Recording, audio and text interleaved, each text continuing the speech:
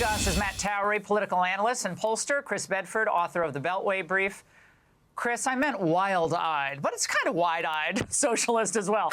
But Democrats keep screeching about people starving, Chris. But if these judges didn't order these emergency reserves to be used, which I have to really carefully parse through that opinion because I'm not sure about the opinion itself. But if that hadn't happened, I mean, Democrats weren't going to do a single thing, not lift a finger to vote to help these people.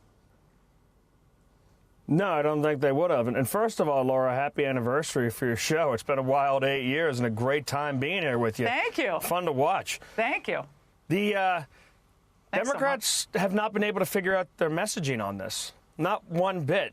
And you know exactly what they think of the people who are struggling and the people who aren't getting paychecks and the people who won't get another month worth of paychecks in Capitol Hill or the SNAP if they don't figure this out by November 10th, because they say, and they've said it repeatedly, that it's their only leverage point. But what they're trying to get leverage against is their own base. Like you said, Chuck Schumer feels threatened by AOC. He knew when this began that they had no cards, that all they were going to do is cause trouble. And unlike President Barack Obama or some previous administrations, this administration's worked really hard to make it so that the American people didn't feel the pain, to try and figure out everything they could to try to protect Americans from the effects of a federal shutdown. But they've run out of funds. I'm not sure how the judiciary is going to take the job of the legislature and the executive on this. That seems far-fetched to me. I think Democrats, though, the theory in Washington, D.C. right now is that Democrats will end up coming to the table mid-next week. They've proven their point to their base. They've accomplished nothing. Yeah. Republicans are going to give them nothing, but they'll have taken the heat off enough that they can say, all right, I get my participation trophy and I can go home. Well, and especially after the election night on Tuesday, we'll see movement from the Democrats then. I traveled this morning. I was at an airport this morning. A little delay. It seemed like there were maybe fewer workers.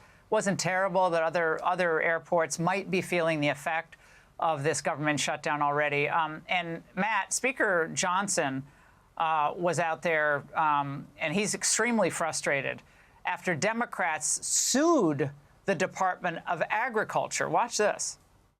They sued the USDA for simply asking them to tell them how many illegal aliens are on the programs in California, New York, and these other states. We are trying to get government to work more efficiently and effectively for the people, and we are getting stopped and hindered by political games by Democrats, and that's why we're so frustrated. Matt, how does that work as an issue? You're an expert in polling and political analysis. So the food stamps themselves are safety net for people truly in need. We know there's an enormous amount of abuse and a lot of foreign-born individuals getting food stamps. A huge percentage of the refugee population receiving food stamps. But the Democrats don't want it reformed, don't want any questions asked, and also don't want to fund it. Well, I think the public is just now beginning to hear the information about how many people who are receiving food stamps who simply are not from this country and came into the country illegally. And I think as more of this information comes out, you'll see more resentment for that aspect. Now, there's always been a sympathy among voters for the social safety net.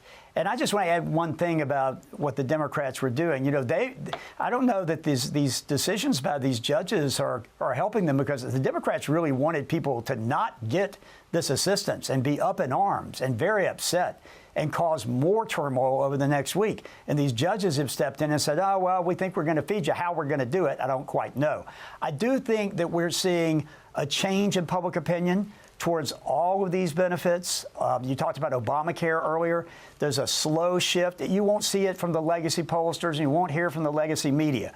But the country is beginning to shift. And I think it starts with the youngest of voters, the ones who are having to get out there and make money and find jobs. And you noted that earlier.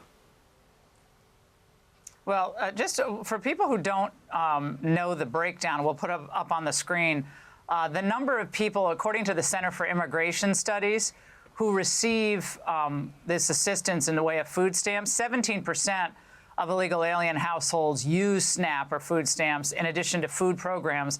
18% of illegal alien households were enrolled in one of the cash programs. 4% were using a housing program. 39% used Medicaid. Chris, I think Americans who are struggling to pay their bills, struggling with food prices, they're infuriated at people stealing from stores and justifying it, getting away with it, and they're really sick of illegal aliens coming here and taking the services that are reserved for Americans in need. It's a terrible issue for Democrats. I think that's right. And this is not something that has been a focal point of President Trump. This is something that's now being highlighted by the Democrats and their supporters. And people are looking at it. You go through the TikTok videos of people threatening to rob stores and loot and ransack places, and it is not a sympathetic group of people.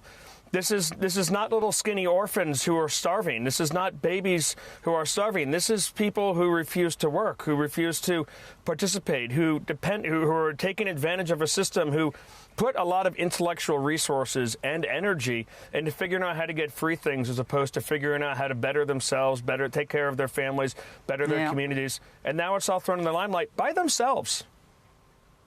Yeah, well, we want people in need who are truly in need to get help. That's what that system is there for. No one should be gaming this system. It should be a lifelong program and a legacy program. Matt and Chris, fascinating times. Hey, Sean Hannity here. Hey, click here to subscribe to Fox News YouTube page and catch our hottest interviews and most compelling analysis. You will not get it anywhere else.